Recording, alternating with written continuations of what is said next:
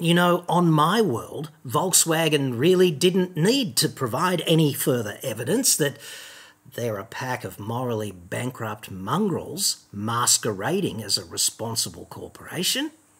And yet, here we are.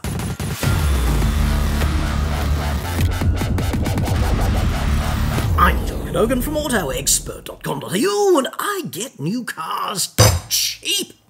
Even Volkswagen's, dude. If you make the informed decision that this is what you want to do to yourself, free country, here to help, Australia only, website, card. Now, I did think that gassing the monkeys, this was before Dieselgate, but it came to light after Dieselgate.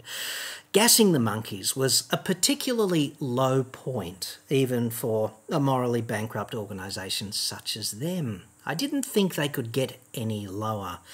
And then the 23rd of February happened. This report is sponsored by NordVPN. I'm no IT expert, but I've seen enough, especially lately, about data breaches, scams and hacks to know that being online is inherently risky and potentially very costly. You don't have to be tech savvy to use NordVPN. It's a simple one-stop cybersecurity solution. One click and you are protected from hackers, malware and pop-ups across as many as 6 devices. Go to nordvpn.com/AEJC now and you'll get 3 to 12 months extra time on any 2-year subscription as part of Nord's 11th birthday celebration. Plus 1 more bonus month just for using the nordvpn.com/AEJC link in the description. NordVPN is the world's fastest VPN, and it only costs about as much as a cup of coffee every month to keep your data, your identity, and your devices secure. NordVPN can also save you money because you can assign your virtual location to another country where, for example, flights and accommodation might be cheaper than they are back home. The same goes for streaming services. You can also access live sporting events and other content that may not be available where you actually live. That's a pretty small price to pay for cybersecurity, not to mention the potential savings also on the table.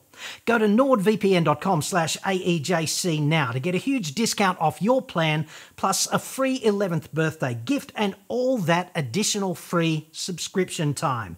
Totally risk-free with Nord's 30-day money-back guarantee. That's nordvpn.com/AEJC, link in the description. And thanks to Nord for sponsoring this episode.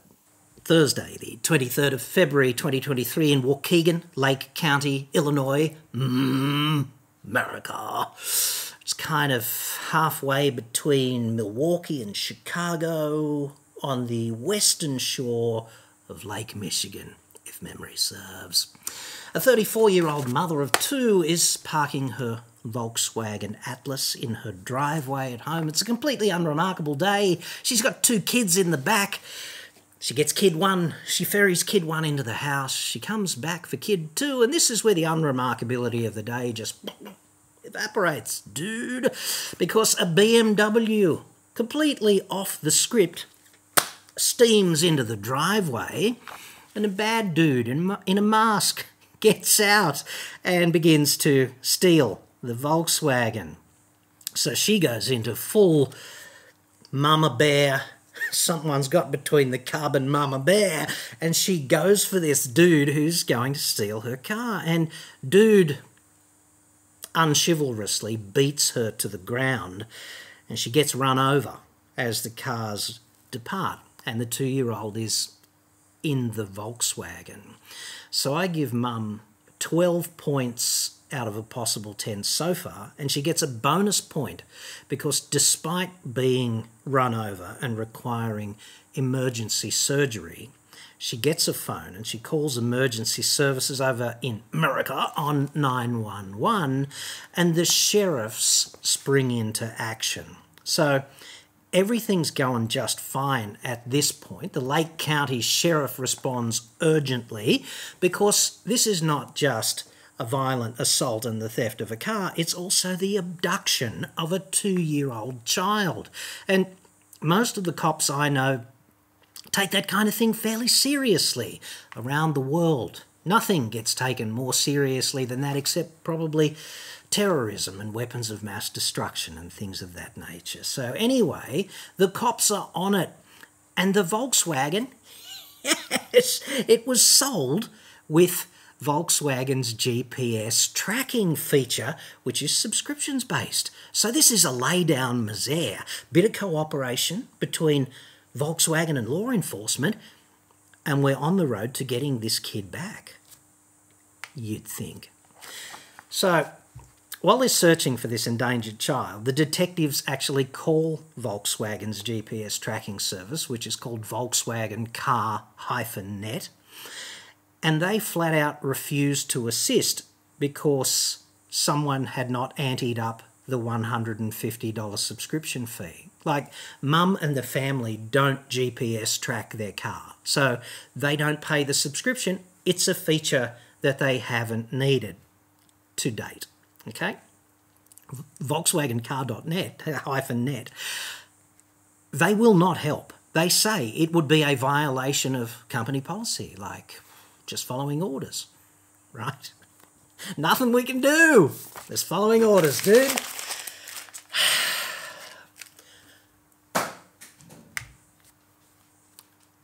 Tripping hazard, right? Jaw on the floor.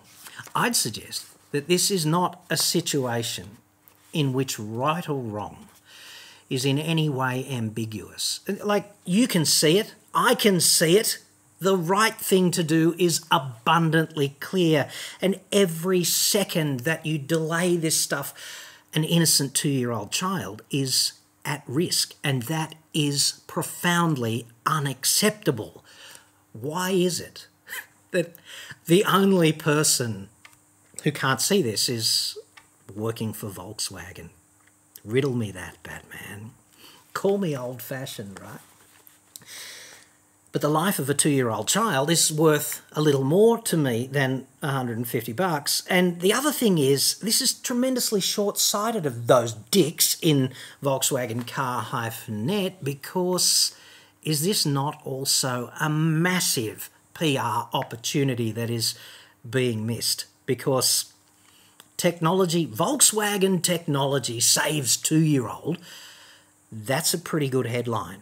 Even if you don't care about right and wrong and you're only motivated by self-interest.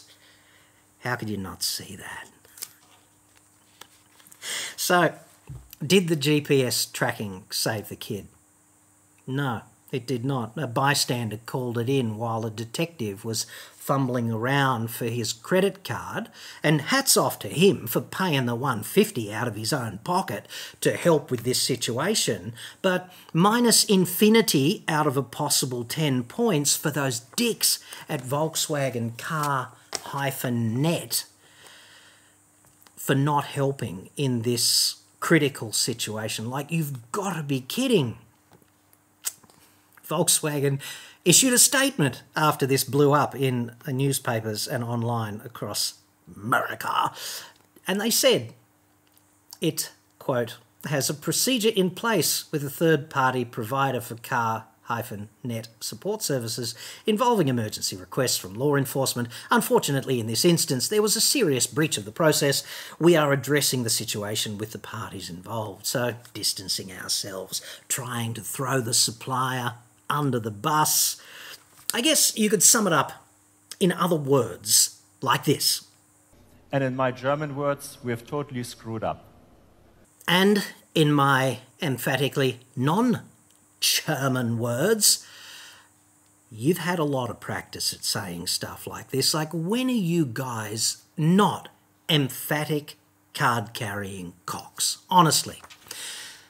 To wit, here's a bit of a health check. If you're thinking about buying a Volkswagen, it means getting into bed with an organisation which has a moral compass like this. If they can't see the value in the life of a 2-year-old child, are they going to give a shit when your transmission takes a big steaming dump in its trousers? I'd suggest, on the balance of probabilities, probably not. Perhaps this is an isolated event, you might say.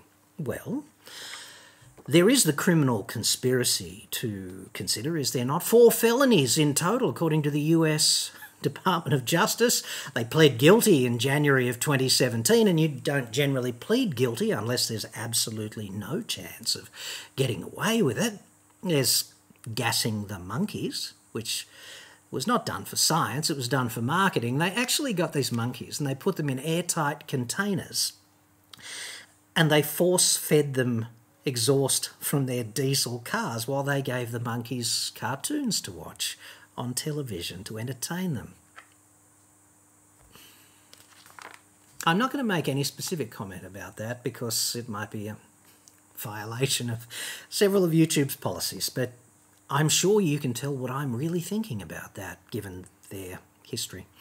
Anywho, then there's the legacy flowing from all of these kinds of activities, Dieselgate, gassing the monkeys and all of that stuff. What it's basically done is poisoned the concept of diesel vehicle ownership globally. It's turned diesel literally into a dirty word when in fact, if you buy a diesel, it's a way of cutting your CO2 emissions by 20 to 30% typically. Here's an example. This is an example done to a laboratory standardised combined cycle fuel test, so it can't be fudged. If we look at a Hyundai Santa Fe Highlander with a V6 petrol engine, 10.5 litres per 100 kilometres on the combined cycle test, 244 grams per kilometre of CO2.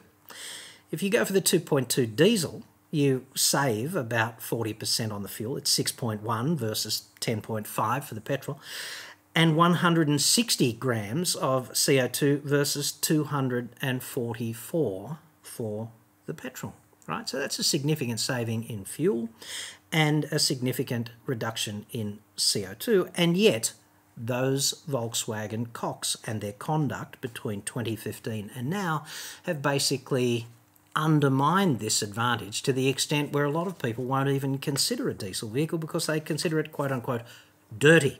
It's actually 30% better in terms of CO2 and better for your hip pocket as well, but hey, let's not let the facts get in the way. Now, in the aftermath of Dieselgate, what Volkswagen did was they kind of disingenuously embraced electric cars, and they put this new wonk in charge of the company, the CEO, Herbert Diess. He replaced Martin Winterkorn, who is under indictment in the US. He'll never face charges unless he goes to a country that extradites to the United States, so he'd have to be careful about future international travel, but as long as he stays in Germany, he will be okay in respect of that indictment. Anyway, Herbert Diess went in and went on this pro-EV rampage, which sounded great and was really good for Volkswagen's reputational repair, but in fact what he did was get all kinds of board members offside. In particular, the unions, I think, representing employees at Volkswagen have Duos seats on the board, and they had an abject dose of the shits with him because the pro-EV rampage was going to mean the reduction, the elimination of a lot of jobs. And those two board members were, let's say, significantly offside with all of that. And, you know, so anyway, Mr. Diess committed to this €2 billion factory orbiting their electric flagship called Trinity. You know, it was all very grandiose. And the reputation did come good. The mainstream media in particular kind of said, well, this is the new Volkswagen. But in fact, they boned Diess about 7 or 8 months ago. They boned him because of the way the labour unions in particular were offside with the pro-EV thing, and they installed this Winterkorn clone named Oliver Bloom. And they put him in the top job. He's like from Porsche, friend of the family, blah, blah, blah. And Bloom talked up Diess like Diess was the best thing since sliced bread, not including Oliver Bloom, obviously. But then he went to town and just undermined all of the pro-EV this and pro-EV that because it had done its job repairing their reputation.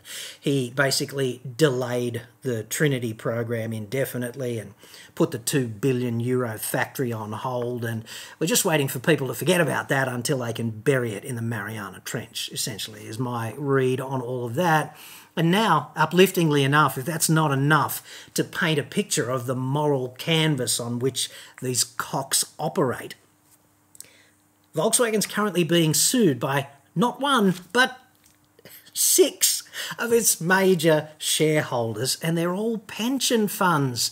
There's 4 from Sweden and 1 from Denmark, and the Church of England Pensions Board, which I imagine has a meeting about how to go them over a cup of tea and some Wedgwood and with a little bit of cake on the side. Not very happy about this. It would take a lot of outrage to get a pension fund such as that into court against a monolith like Volkswagen. And why are they doing it, you might ask? Well, they're doing it because they allege that Volkswagen is publicly still very green, but behind the scenes, under the table, fondling the vegetables in the domain of lobbying, they're really just anti-environment peddlers. That's what they really have, an anti-environmental agenda, not unlike Toyota, and they're pretty good at peddling it. And of course, senior executive Volkswagen cocks will not disclose their lobbying initiatives and programs, despite being a publicly listed company.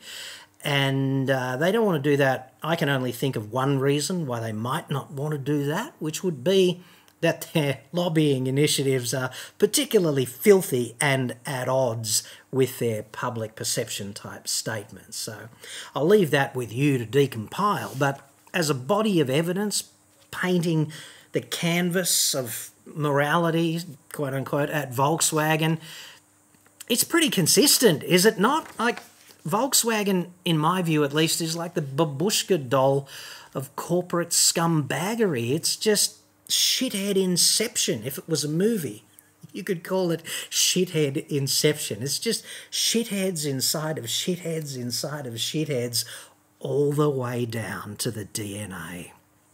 No reference to individuals is made. I'm just talking about corporate conduct, obviously.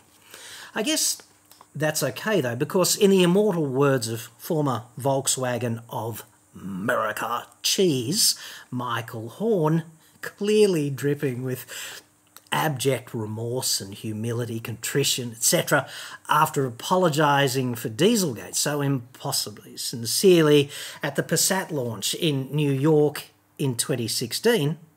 Thank you very much for coming. Enjoy the evening. Up next is Lenny Kravitz.